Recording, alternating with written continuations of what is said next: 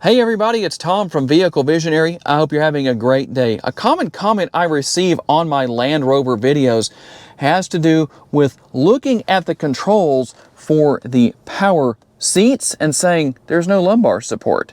Well, it is here, it's just not where you might expect it to be. In fact, I'm going to show you right now where that is. So we're going to go right here and click right there. And then we're going to go up here and select the seat. And if we go right here to adjust, there it is, lumbar. That easy, and you just use the arrows to adjust things depending on what kind of lumbar support you want. So hopefully that helps somebody out. I know I've had a lot of people ask about it. There is the answer. Obviously you have that for the driver and the passenger seats. As you can see, there's lumbar support right there.